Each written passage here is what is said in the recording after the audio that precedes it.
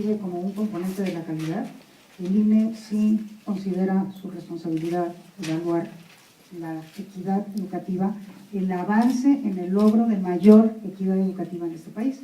Y la relación con la diversidad es interesante porque desde mi punto de vista uno de los problemas de la inequidad, no el único, pero sí uno muy importante, es el que no se ha atendido la diversidad. Las necesidades de la educación son tan grandes, ¿sí?, que no podemos desperdiciar recursos en pruebas que no tengan un sentido para avanzar en la calidad de la educación. Entonces tenemos un problema de falta de pertinencia, de falta de relevancia, además de los problemas de pobreza. Se suman a los problemas de pobreza el que pues hay sectores de la población que no le encuentran sentido a lo que está ocurriendo al interior de la escuela. A mí me parece que sí es sumamente importante que la equidad forme parte del espectro de las evaluaciones que hace el INE y que tendrá que de alguna manera también coordinar con las otras agencias que hacen evaluación. Yo siempre he sostenido que a toda meta de avance educativo tiene que corresponder una meta de disminución de brechas. Y ese es un trabajo muy fino. Me parece que el instituto tiene información para poder plantearnos con mayor decisión este tipo. O sea, ¿qué duda cabe que todos tenemos derecho a la educación y que si solo el 95% de la población en edad escolar asiste a la primaria, entonces quiere decir que tenemos ahí un faltante? Por hablar de asistencia.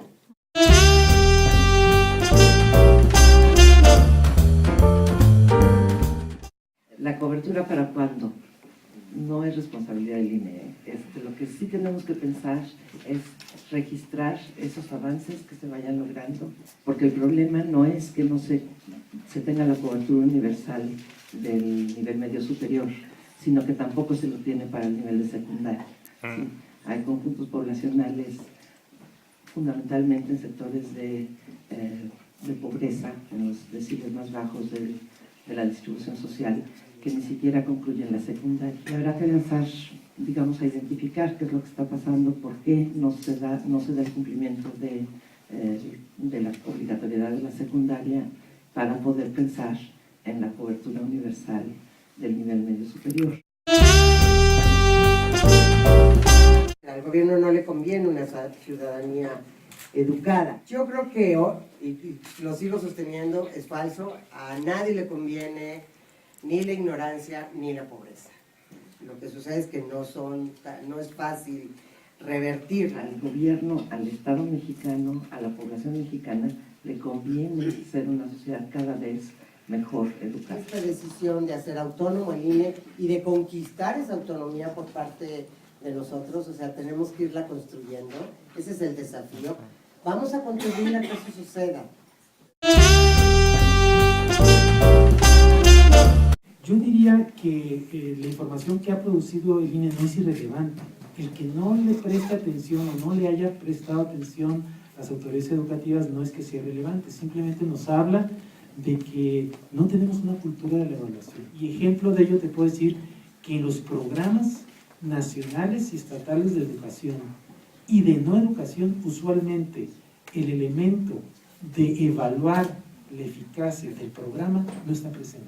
Y te puedo dar muchísimos ejemplos, Enciclomedia puede ser uno de ellos. Ahora la ley nos ayuda y nos va a fortalecer a la relación ser entidades federativas, autoridades educativas e INE, porque de alguna manera tendrán que acatar, tendremos que hacer conjuntamente las evaluaciones.